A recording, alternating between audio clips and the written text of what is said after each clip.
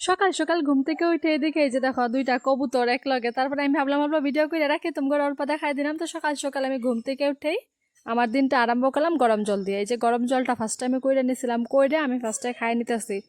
তো মাও কয় সবসময় গরম জলটা খাইতে লাগে, গরম জলটা খাইলে নাকি গ্যাস ট্যাস হয় না, তার লেগে সবসময় গরম জলটা আমি খাইতে প্রিফার করি, কিন্তু সবসময় আমি খাইতে পারি না, আমার একদম আলসি লাগে।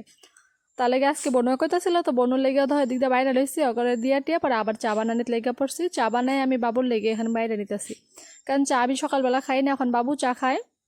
তার লেগে বাবুর লেগে আমি 1 কাপে চা বানাইছিলাম, এখন মারাও চা দিই না। তো 1 কাপ চা বানায়া এখন বাইরে নিতেছি জলদি জলদি করে। তো বাবুরে এখন দিয়া দিব, যে চা নিয়ে নিছে বিস্কুট দিয়ে, পরে বাবুরে দিতে লেগে আমি অন্য রুমে যাইতেছি।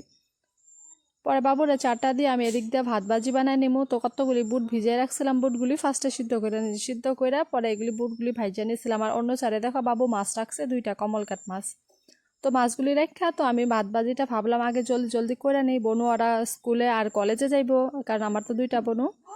তার লেগে আমি অগলেগেও বানাই লইছি আর জলদি জলদি করে আমিও খাই লইতেছি। তো ভাবলাম পরে আমার আরও মাছ টাছ কাটতে লাগবো, কাম আছে। তাহলে বনু অগরে দিয়ে আমি লগে লগে খাইয়া আমার জলদি জলদি কামগুলি করে লাইতে লাগে, নাহলে পরে আবার দেরি হয়ে যায়। তো আজকের ভিডিওটা অতটুকুই করলাম। তো তোমার কেমন লাগছে আমার অবশ্যই কমেন্ট করে জানাইবা। আর ভিডিওটা ভালো লাগলে লাইক শেয়ার করতে ভুলবা না, আর পেজটা ফলো করে দিবা। বাই।